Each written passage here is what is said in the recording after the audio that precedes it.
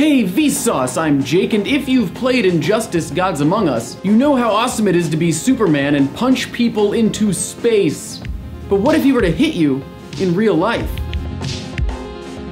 What would happen if someone who is able to lift 200 quintillion tons with one hand, power the sun, or my favorite, punch dimensions apart, were to punch you?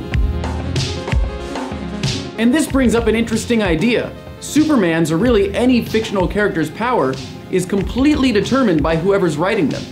So he went from being able to leap tall buildings in a single bound to going the speed of light or faster. In this theory, no matter how strong Superman is, there is one universal law of physics that he can't break, that nothing with mass can achieve: traveling the speed of light. So we will put him 1% below that 299,792,458 meter per second limit at 99% the speed of light. So you are unfortunately about to fight the Man of Steel, who in this case will not be restraining himself. If his fist has an average mass of 300 grams and it's moving at 99% the speed of light, it would have a total energy of about 190 quadrillion joules, which is equivalent to 45 megatons of TNT, or over 2,800 times more powerful than the nuclear bomb dropped on Hiroshima. Throwing just one punch at near the speed of light with that much energy would burn around 45 trillion calories, which is equivalent to almost 82 billion Big Macs. Now you have one of the largest bombs ever, condensed into a fist, and aimed at your face. What happens when he releases that punch? Well, this is when it gets incredibly cool, or incredibly hot, since the energy being released by Superman's fist would be around 80 trillion Kelvin, which is 5 million times hotter than the core of our sun. It takes about 1 centisecond for the light that hits your retina to then be processed by the brain. So since the punch is traveling at near the speed of light, it would only take 3.4 nanoseconds for the fist to get to you. So you literally wouldn't see it coming.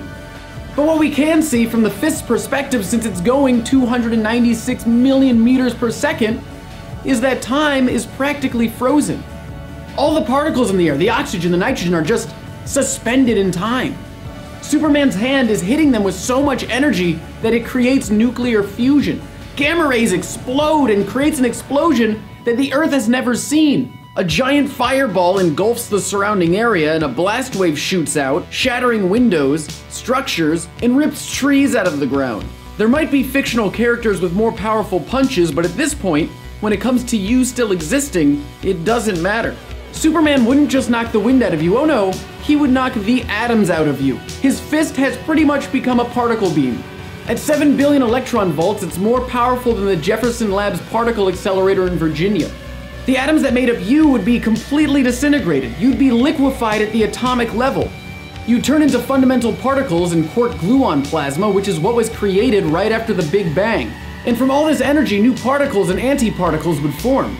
So out of your unfortunate destruction, something new, something we might have never even seen before, could be created. To visualize the explosion, we can use Nuke Map to see what a 45 megaton bomb would look like in terms of sheer damage.